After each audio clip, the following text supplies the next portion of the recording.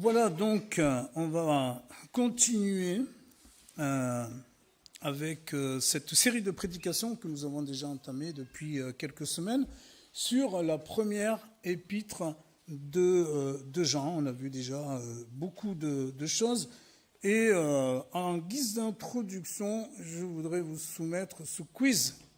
Alors, regardez pas sur vos téléphones. La solution, hein, c'est pas du jeu. Il s'agit de relier le bon auteur à cette citation. Qui a dit « La religion est le soupir de la créature opprimée, l'âme d'un monde sans cœur ». Est-ce un des pères de l'Église, Saint Augustin ? Est-ce le footballeur qui est parti du PSG, je crois, je ne sais pas s'il a toujours trouvé un club, Kylian Mbappé? Alors Tanguy n'est pas là, je n'ai pas réussi à le faire venir, Kylian Mbappé à Tours, mais...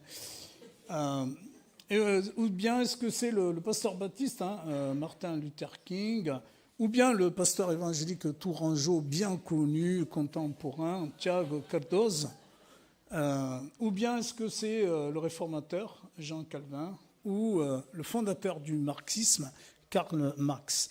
Alors voilà, vous gardez dans vos têtes la réponse et nous verrons en conclusion à qui rattacher cette citation. On va lire le passage du jour, donc première épître de Jean, chapitre 3, versets 11-18, dans la version Parole de vie, avec ces expressions plus contemporaines, on va dire. En effet, voici le message que vous avez entendu depuis le début. Aimons-nous les uns les autres.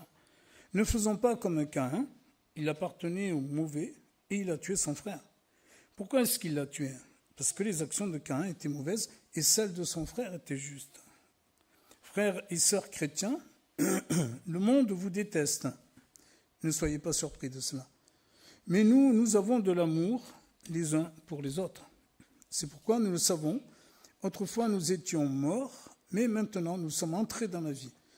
En effet, celui qui n'aime pas reste dans la mort. Tous ceux qui détestent un frère ou une sœur sont des assassins. Et vous le savez, un assassin n'a pas en lui la vie avec Dieu pour toujours. Aimer, qu'est-ce que c'est ? Maintenant, nous le savons. Jésus a donné sa vie pour nous. Donc, nous aussi, nous devons donner notre vie pour nos frères et nos sœurs. Voici un exemple. Quelqu'un est riche, il voit un frère ou une sœur qui est dans le besoin.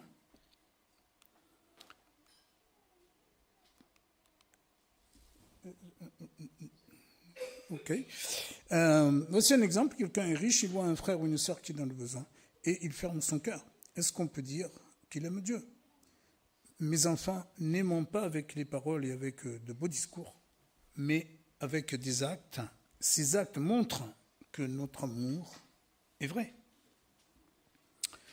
Mais Seigneur, on te remet ce moment, ce message, Seigneur, l'écoute et l'étude de ta parole, qu'elle puisse transformer nos vies, nous amener toujours plus loin dans la ressemblance à Christ. Seigneur, dans l'humilité, nous voulons venir à toi, nous courber, parce que, Seigneur, nous ne sommes pas dignes de ta grâce. Et Seigneur, par ton amour miséricordieux qui dépasse toute frontière, tu nous relèves, Seigneur. Et voilà, nous voulons que cette parole nous transforme, Seigneur. Pas simplement qu'on soit là pour l'écouter, mais vraiment qu'elle transforme nos vies. Loué sois-tu, Seigneur, au nom du Christ.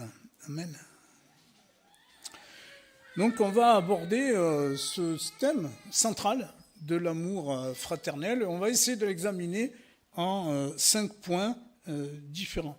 On pourrait, on l'a vu ici dans le titre, intituler ce message « Aimer comme Christ nous a aimés ». Alors, tout d'abord, dans ce premier verset, verset 11, qui nous dit « En effet, voici le message que vous avez entendu depuis le début. Aimons-nous les uns les autres ».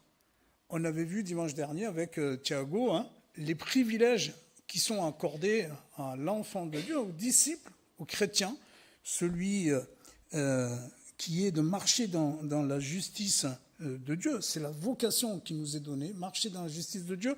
On pourrait traduire ça aussi par sainteté. Et maintenant, Jean va compléter le message de la dernière fois, le passage que nous avions vu, on était plus dans cette dynamique de sainteté, avec maintenant l'amour fraternel. Et on voit que cette sainteté, cette justice, cet amour fraternel vont ensemble. Et Jean, ici, le rappelle. Il nous dit, rappelez-vous, c'est bien le message fondamental qui vous avait été annoncé depuis le début. Et aussi l'épître, plus globalement, de Jean, on le voit dans les trois épîtres qu'il a écrites, c'est de nous exhorter à être vraiment vigilants à ce qui se passe autour de nous, le monde dans lequel nous vivons. Vous vous rappelez, cette Église, à ce moment-là, au tout début de cette période chrétienne qui commence à prendre de l'importance, c'est déjà des hérésies, des gens qui viennent dans les églises pour donner d'autres messages, et notamment de nier la condition de Jésus, sa condition divine, sa condition purement aussi humaine, et ce faisant, ça a des impacts dans l'Église, dans la communauté. Alors Jean nous dit, faites attention à ce qui se passe. Et il nous dit encore à nous aujourd'hui, faites attention à ce qui se passe. Et on voit aujourd'hui que nous sommes dans une situation qui est assez compliquée, notamment dans l'expression de notre foi.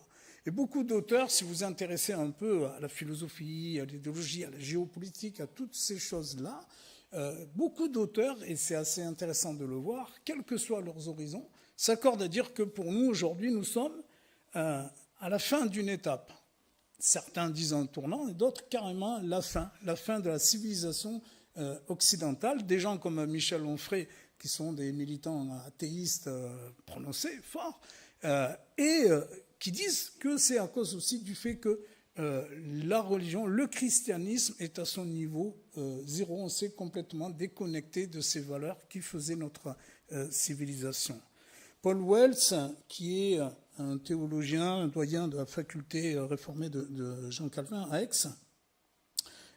nous dit aussi le narratif de notre culture post-vérité, donc ça veut dire le récit que nous avons aujourd'hui dans notre société qu'on appelle maintenant post-moderne, elle diffère du narratif biblique chrétien.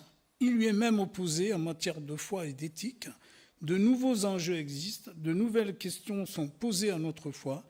Il faut trouver des réponses.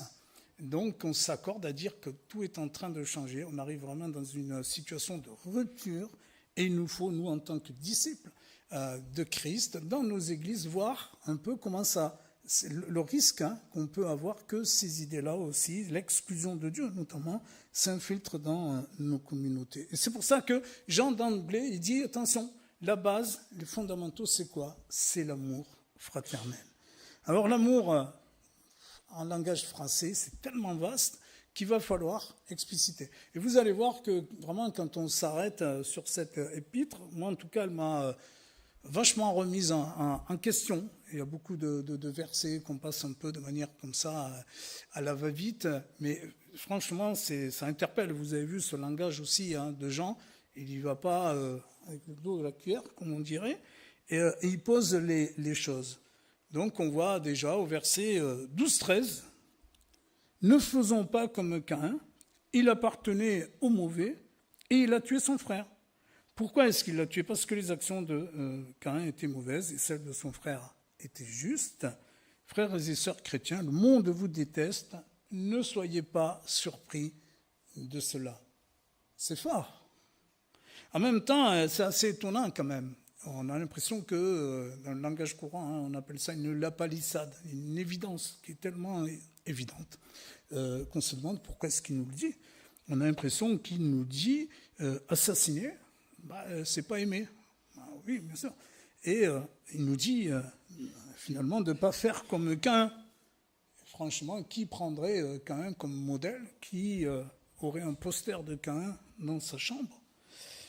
Et bien sûr, la réflexion est bien plus profonde que ça. C'est cette forme qu'utilise Jean pour nous interpeller.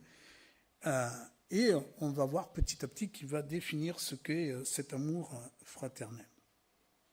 Dans le langage courant français, mais en grec, il y a plein de termes qui font que c'est beaucoup plus précis. C'est pour ça que dans la Bible, les termes sont plus précis. Nous, en langage français, on aime Jésus-Christ et on aime le saucisson, la bière, le match de foot, plein de trucs en fait, et même des choses un peu, beaucoup, mauvaises. Et donc, dans la société actuelle, c'est ça, c'est chacun fait ce qu'il veut, chacun aime ce qu'il veut, il n'y a plus de cadre, les limites ont exposé, on peut aimer chacun à sa manière ce qu'on veut. Alors, en prenant cet exemple extrême de Caïn, il nous pousse un peu dans nos retranchements, Jean. Et en fait, il nous parle des actions, mais c'est ce qui va nourrir ces actions, nos sentiments, ce qui est dans nos cœurs, qui va compter. Les actions de Caïn étaient mauvaises parce que ses pensées étaient mauvaises. Ses pensées étaient mauvaises à l'encontre de son frère, Abel, et à l'encontre de Dieu. En revanche, celle de Abel était bonne parce que ses pensées étaient bonnes. Et à la fois envers son frère et à la fois envers Dieu. Alors, pour nous, ici, on serait tenté de dire, ouais, ok, mais bon, on n'est pas Caïn, en fait. Je ne suis pas un saint, je ne suis pas non plus Caïn. Et en fait, on a envie de s'infiltrer dans un peu une voie médiane, d'être un petit peu entre les deux. Mais vous avez vu depuis le début, si vous vous souvenez de tout ce qu'on a vu, l'apôtre Jean, il ne donne pas cette possibilité-là. Il n'y a pas de voie intermédiaire. On est Caïn ou on est Abel. On avait vu dimanche dernier, vous avez ce verset 3.10 qui est là aussi très fort. Nous sommes enfants de Dieu ou nous sommes enfants du diable. Il n'y a pas un mix, il n'y a pas un être entre les deux. Nous sommes enfants de Dieu ou nous sommes enfants du diable. Et dans ce verset 3.10, de mémoire, il dit aussi, si vous ne pratiquez pas la justice, la sainteté de Dieu, si vous n'êtes pas dans l'amour des frères et sœurs, vous êtes enfants du diable, vous n'appartenez pas à Dieu.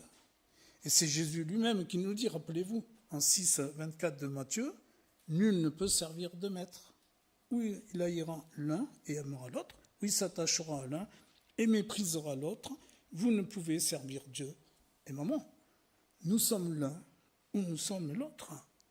Un théologien allemand, Auguste Neander, a dit « Où l'amour fait défaut, là règne l'égoïsme. » En fait, dans notre cœur, il n'y a pas de vide, Il y a une chose ou l'autre. Il y a l'amour, ou bien il n'y a pas l'amour. Et s'il n'y a pas l'amour, ça va être comblé par autre chose. Là, ce théologien nous dit ça va être l'égoïsme. Et cet égoïsme, il fait quoi ? Il va susciter fatalement, infailliblement, la haine. Parce que l'égoïsme, c'est tout ce qui va nous entraîner à notre propre désir, à ce qu'on veut de par nous-mêmes, qui est contre Dieu et qui va donc s'opposer, se battre contre tout ce qui va nous mettre en travers de notre chemin pour assouvir ce désir. Alors, dans ce contexte, il n'est pas étonnant aussi, comme il nous le dit à la fin, le monde vous déteste. Parce que si nous sommes dans l'amour fraternel, si nous ne sommes pas dans la satisfaction de nos désirs égoïstes, nous retirons du pouvoir du monde. Et le monde, il va s'opposer à nous. Il va s'opposer aux disciples de Christ. Continuons pour voir les différentes formes de cet amour. Voilà. Verset 14, verset 15. Mais nous avons de l'amour les uns pour les autres. C'est pourquoi nous le savons. Autrefois, nous étions morts, mais maintenant, nous sommes entrés dans la vie. En effet, celui qui n'aime pas reste dans la mort. Tous ceux qui détestent un frère ou une sœur sont des assassins. Et vous le savez, un assassin n'a pas en lui la vie avec Dieu pour toujours. Je l'ai dit, Jean ne donne pas la possibilité d'une voie intermédiaire, d'une troisième voie. Nous sommes, nous dit-il, Caïn ou Abel. Et alors, ça pose encore question, je ne sais pas pour vous, mais moi, quand j'ai relu tout ça, j'ai dit « Waouh, c'est Caïn ou Abel ?» Alors là, on commence un peu à culpabiliser. Attention, l'épître de Jean, elle n'est pas là pour nous culpabiliser, mais pour nous encourager, pour nous exhorter, pour mesurer aussi où nous en sommes. Alors, vous pourriez vous dire, je n'aime pas vraiment Alfred. Alors, pour ceux qui ne connaissent pas, c'est moi, Alfred. Je n'aime pas Alfred, et vous auriez raison, je vous comprends. Je serais à votre place, je ferais pareil. Mais vous pourriez dire, je n'aime pas Alfred, mais non plus, j'ai pas de la haine envers lui. J'espère en tout cas que vous n'avez pas trop de haine envers moi. Vous pourriez dire, je n'aime pas Alfred, j'ai pas non plus tellement de haine envers lui, j'ai pas de la haine envers lui. En fait, je m'en fous d'Alfred, il me laisse indifférent. Alfred me laisse indifférent. Eh bien, là aussi, l'indifférence ne fait pas partie du programme de la parole de Dieu. Et dans cet épître de Jean, elle ne figure pas. Parce que cette indifférence aussi, à l'égard du prochain, nous conduit encore, infailliblement, à la haine. Alexandre Vignet, un théologien suisse, qui dit « Le seul moyen de ne pas haïr, c'est d'aimer. » Encore une fois, il va falloir qu'on occupe nos cœurs, nos pensées, nos sentiments par quelque chose. Soit ça va être de l'amour, soit ça va être autre chose. Si c'est autre chose, ce n'est pas de l'amour, c'est opposé à l'amour. Et il nous dit encore, l'indifférence dans une âme, ce n'est pas la maladie, c'est la mort vivante.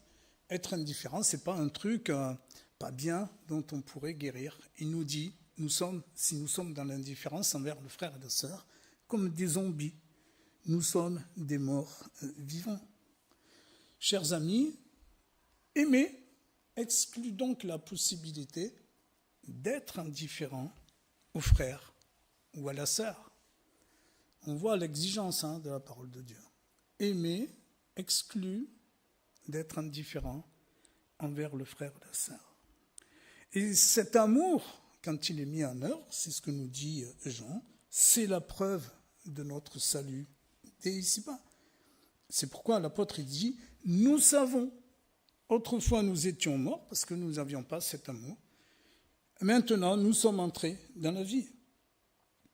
Alors par nous-mêmes, c'est difficile d'expérimenter, de témoigner de cet amour. C'est vraiment la grâce de Dieu, on va le voir encore un petit peu plus, qui va nous permettre de témoigner de cet amour fraternel. Alors il y a des gens qui ne sont pas chrétiens, qui sont capables d'actes héroïques. Par exemple, dans les guerres, il y a des gens qui se sacrifient, qui donnent leur vie pour les autres. Mais là, Jean, il va plus loin. Il dit, c'est pas simplement quand il y a une guerre, c'est dans la vie de tous les jours. Tous les frères et sœurs que vous allez rencontrer quotidiennement ou de manière plus espacée.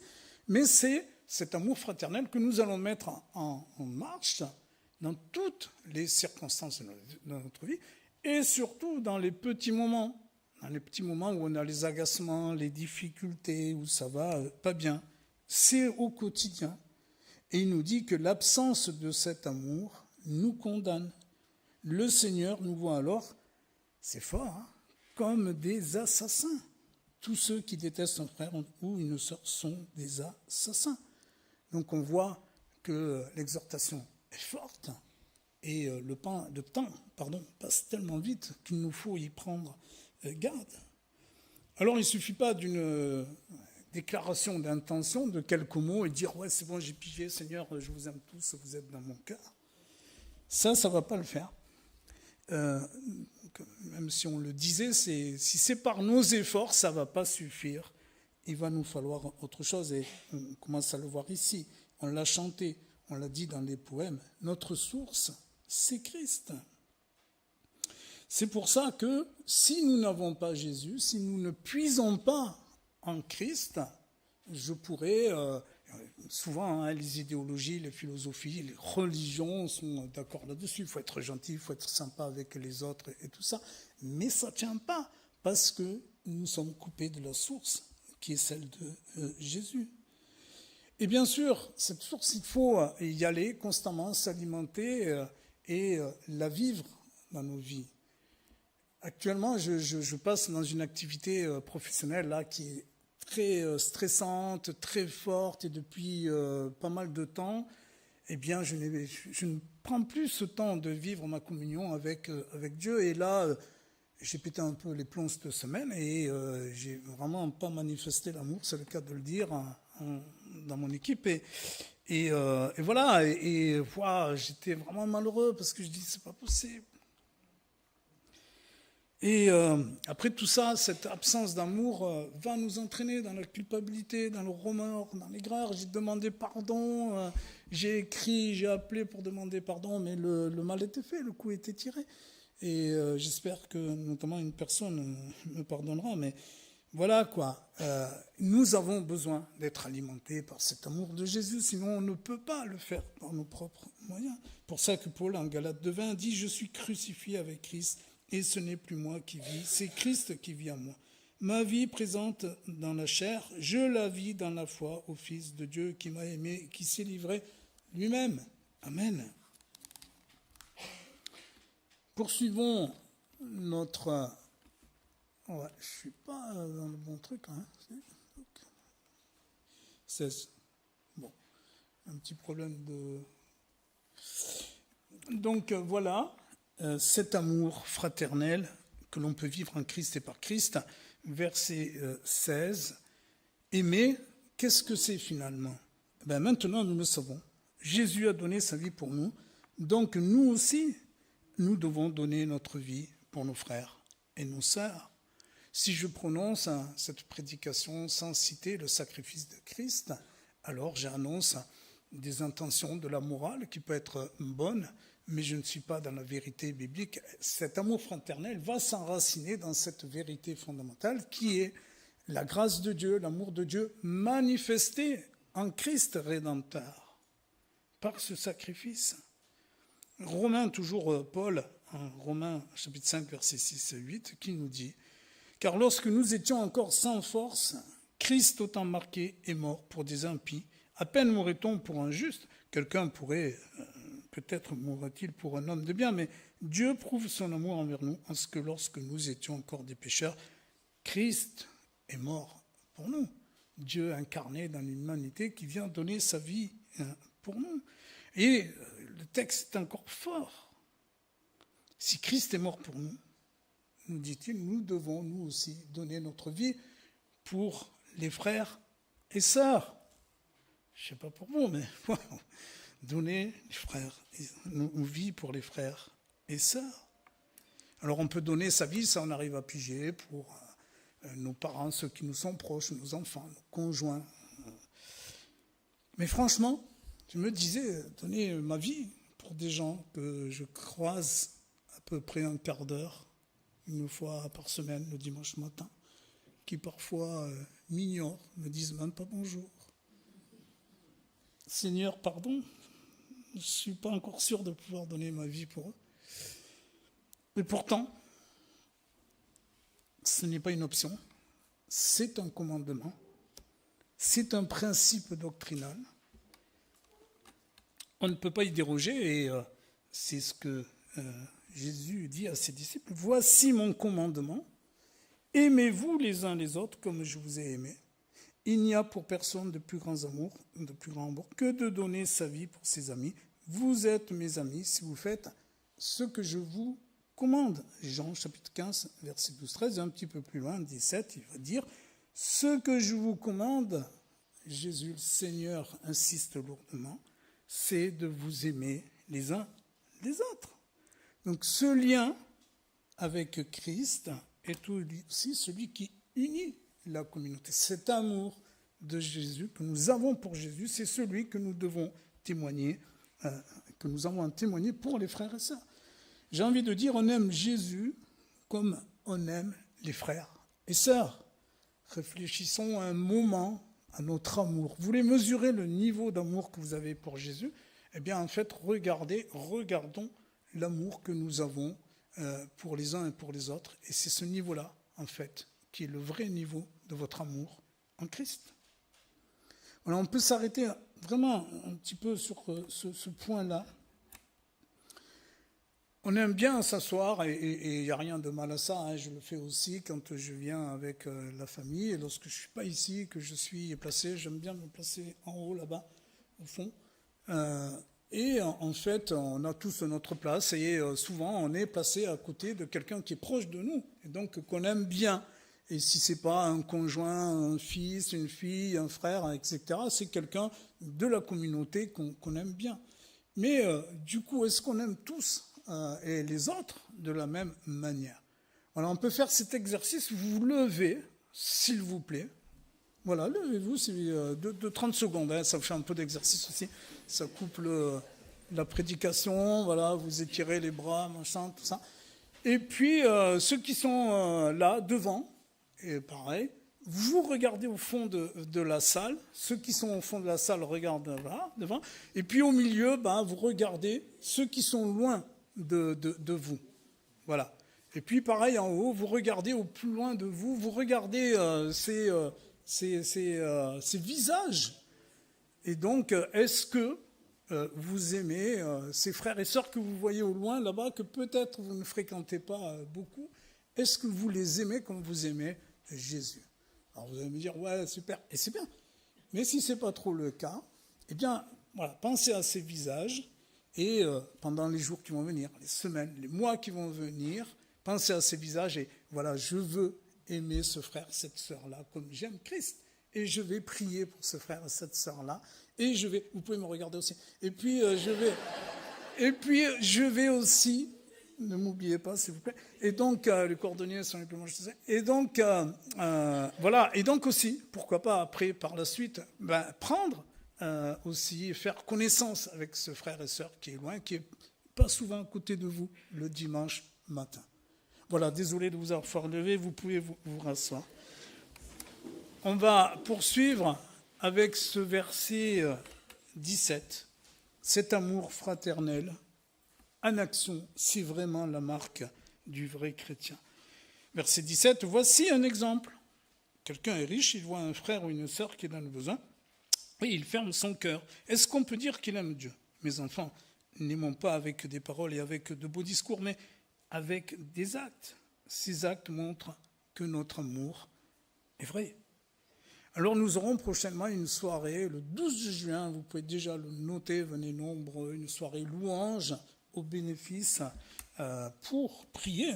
En fait, on ne va pas demander d'argent ni rien. C'est passer une soirée ensemble dans la communion fraternelle pour l'Église persécutée de l'Inde. Et ses frères et sœurs de Porte Ouverte, eux, le sacrifice, ils le vivent quasiment au quotidien. Pour nous, c'est quelque chose, on l'a vu, qui est quand même assez lointain.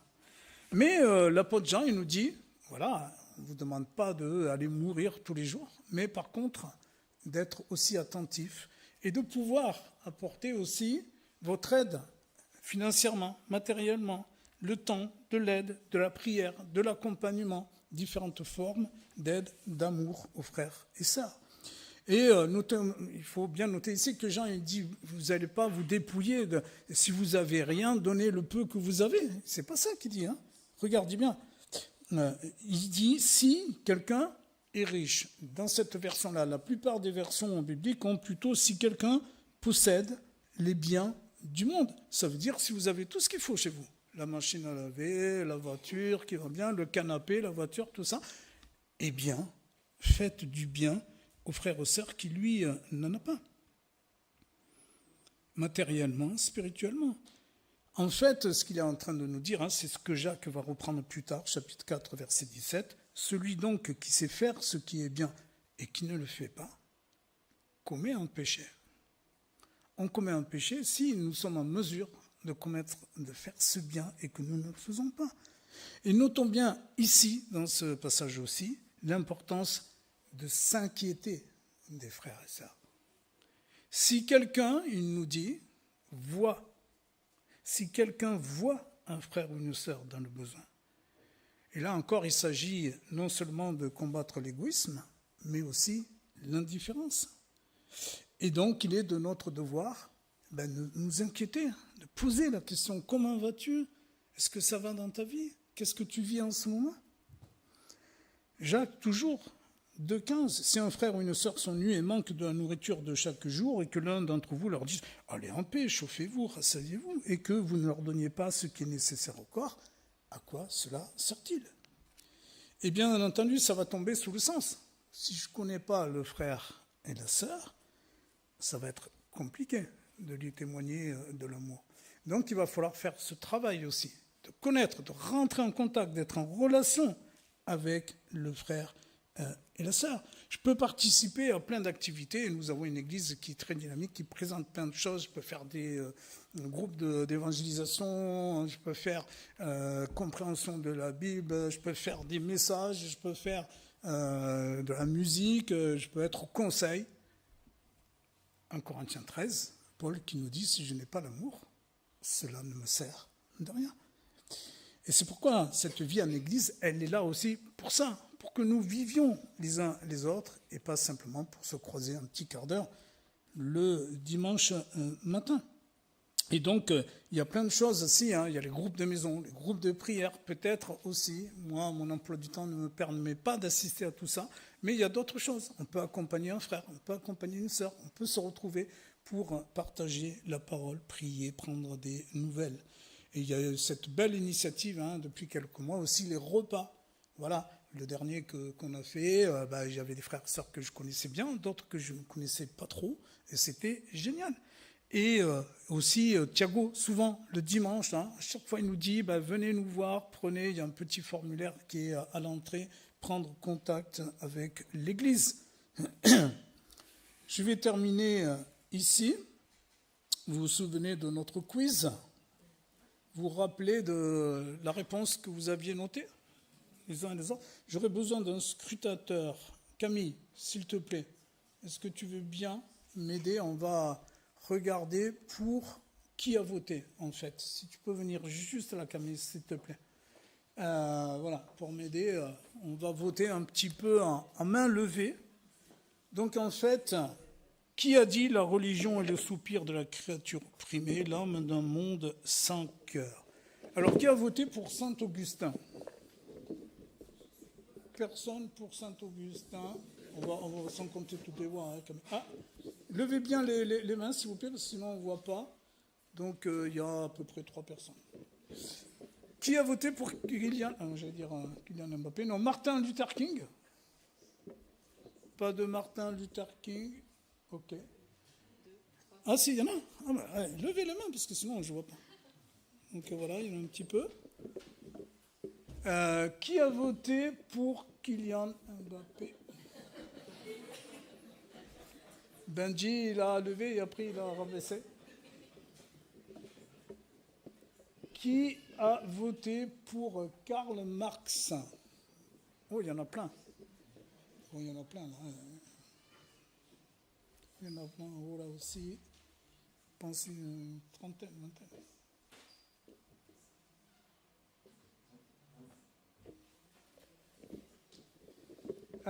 Qui a voté pour Thiago Cardoso? Ah, il y en a un là-bas. Il y en a un pour Thiago. Qui a voté pour Calvin?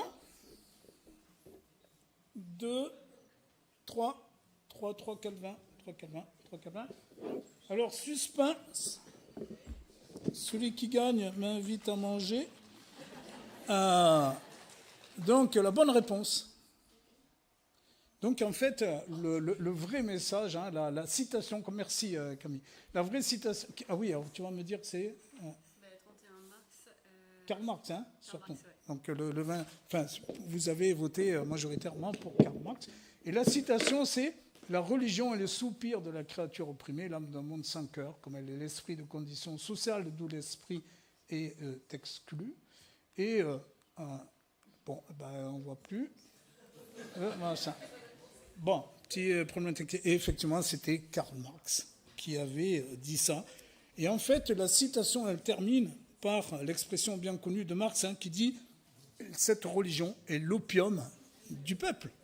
Et donc, Karl Marx considérait la religion comme quelque chose qui asservissait les prolétaires, les gens, notamment les ouvriers, quand on était en pleine lutte des classes.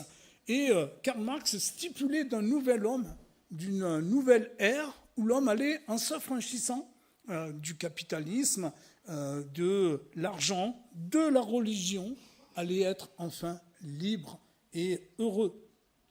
Et en fait, l'erreur que faisait l'interprétation Karl Marx, c'est que la religion, ce n'est pas un mouvement pour notre bien-être, comme du yoga, comme de je ne sais pas quelle philosophie, New Age ou des choses comme ça. Le christianisme, c'est bien ce mouvement qui est fondé par l'amour de Dieu et pour l'amour de Dieu manifesté en Christ. On ne peut pas vivre ce qui est derrière moi, en Corinthiens 13, cet amour-là, sans être habité par l'Esprit du Seigneur, par l'Esprit de Dieu. Et aujourd'hui, on essaye de nous mettre des valeurs morales, des grilles, des conduites, mais tout ça est vain dès lors qu'on l'enlève de ce qui est transcendant, de ce qui nous dépasse. Chesterton, un auteur anglais, disait « Ces principes empruntés par défaut à la chrétienté se fanent très vite entre les mains des modernes, on pourrait dire maintenant des postmodernes. Voilà, quoi. Donc ces principes de valeur morale, très belles, etc., ne vont pas tenir parce qu'il y a loin du bassin à la fontaine. Tant que nous ne sommes pas reliés à Dieu, nous ne pouvons pas vivre ces principes. Donc Jean avertissait ses lecteurs de ces hérésies qui tendaient à pervertir les disciples chrétiens. Nous, aujourd'hui, nous avons aussi à faire attention. Notre foi, elle est basée, elle prend sa source en Christ. Il n'y a pas de valeur morale que nous puissions vivre, aussi belle soit-elle sur le papier, sans être unis en Jésus. Et nous avons à nous nourrir constamment de l'amour de Dieu en Christ. C'est à notre tour de le manifester en acte. Ce que dit Jean, ces actes montrent que notre amour est vrai.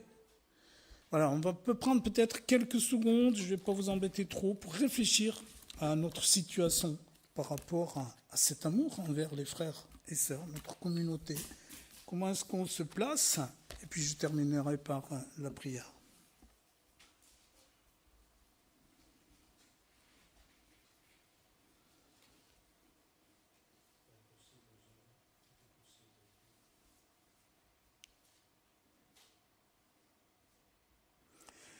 Oui, Seigneur, pardon pour toutes les fois où nous ne faisons pas ta volonté. Seigneur, merci par ta parole. Tu nous rappelles que notre raison d'être est d'être fondée sur ton amour. Et maintenant, Seigneur, de pouvoir vivre cet amour avec les frères et sœurs. Personnellement, je te demande vraiment pardon, Seigneur, pour toutes les fois où j'ai été dans l'indifférence, peut-être même dans le mépris de certains frères et sœurs, parce que je ne me suis pas occupé aussi de leur bien-être. Seigneur, aide-nous par ton esprit à nous détourner de nos égoïsmes, de nos vies centrées sur ces rythmes, ces pressions, ces occupations, ces préoccupations. Aide-nous, Seigneur, à prendre le temps d'être centré, de venir à la fontaine divine, à goûter, Seigneur, de cet amour miséricordieux manifesté en Christ le Rédempteur. Seigneur, aide-nous à être cette communauté que tu vois, que tu veux que nous soyons. Seigneur, tu l'as dit, c'est à cet amour, au niveau de l'amour que nous allons manifester les uns envers les autres, que tous reconnaîtront que nous sommes tes disciples. Seigneur, loué sois-tu encore pour ta grâce, pour ce sacrifice à la croix. Et Seigneur, nous te remettons vraiment toute notre communauté, en particulier ceux qui sont dans l'épreuve, dans la difficulté. Seigneur, aide-nous à être présents aussi envers les frères et sœurs qui en ont besoin. Loué sois-tu. Au nom du Christ, Amen.